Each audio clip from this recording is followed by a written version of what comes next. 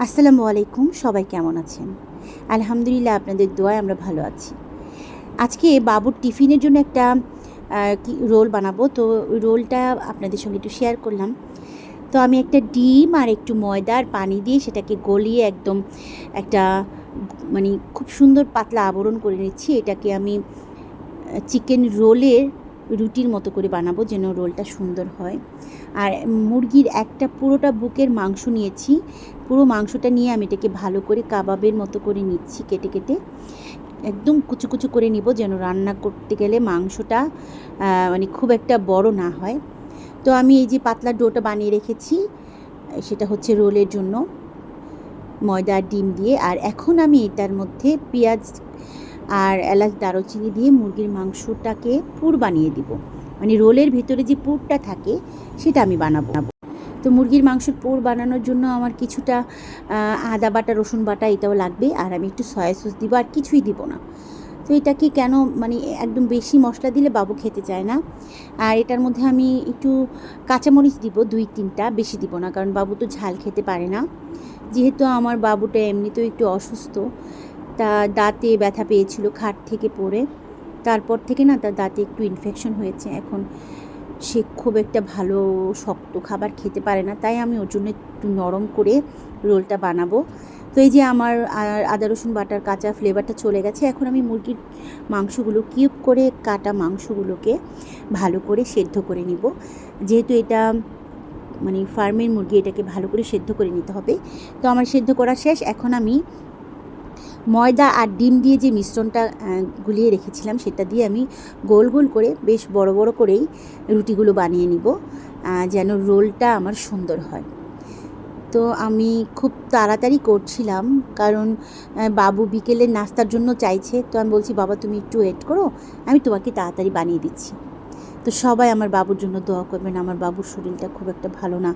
ওই দাঁতের ইনফেকশনের কারণে আমার বাবু কিছুই খেতে পারে না। এদিকে ওর পরীক্ষা। সবাই আমার বাচ্চাটার জন্য দোয়া করবেন। আল্লাহ যেন আমার বাচ্চাটাকে 1000 বছর বাঁচিয়ে রাখে। আমার বাচ্চা যেন সব আপদ বিপদ, দুঃখ কষ্ট সব কিছু যেন আল্লাহ আমাকে দেয়, আমার বাচ্চাটাকে যেন বাঁচিয়ে রাখে, সুস্থ রাখে। তো এই যে আমি যেই মানে রোলের যেই রুটিগুলো বানিয়ে ফেলেছি, আর এই যে আমার এটা হচ্ছে কর্নফ্লাওয়ার ময়দা দিয়ে আমি একটা মিশ্রণ বানিয়ে রেখেছি, কারণ আমি যখন রোল বানাবো, রোলটা আটকে রাখার জন্য আমার ওইটা দরকার। তো আমি আপনাদেরকে দেখাচ্ছি কী কী লাগবে। এই সাদা বাটিতে চামচ, যে এটা হচ্ছে কর্নফ্লাওয়ার আর ময়দা দিয়ে, এটার মধ্যে আপনি ডিমও দিতে পারেন। অনেকেই আমি জানি যে রোলের মধ্যে ডিম দেয়, কিন্তু ডিমটা দিলে কি হয়, অনেক ফেনা ফেনা ওঠে আর অতটা মচমচে হয় না। তো আমি ওই যে আলাদা একটা ঘামের মতো আঠার মতো বানিয়েছি, সেটা হচ্ছে শুধু ময়দা দিয়ে আঠার মতো বানিয়েছি। আর এই যে কর্নফ্লাওয়ার আর ময়দার মিশ্রণটার মধ্যে আমি রোলটাকে ডুবিয়ে ডুবিয়ে চুবিয়ে চুবিয়ে আবার সেই ব্রেড ক্রামের মধ্যে দিচ্ছি। আর ব্রেড ক্রামটা কিন্তু আমি নিজে ঘরে বানিয়েছি। সেটা হচ্ছে ব্রেড দিয়ে, মানে পাউরুটিটাকে 4 কোণা কেটে ফেলেছি আমি। তারপর সেই ব্রেড ক্রামের মধ্যে আমি অরেঞ্জ কালার ফুড কালার দিয়ে আমি এই ব্রেড ক্রামটা নিজে বাসায় বানিয়েছি। এটা একদিন আপনাদের সঙ্গে শেয়ার করব ইনশাআল্লাহ। তো এই যে আমি সুন্দর করে রোলগুলো বানিয়ে ফেলেছি। এখন এগুলোকে আমি ফ্রোজেন করে রাখবো, আর বাকি কয়েকটা আমি আমার বাবুকে ভেজে দিব।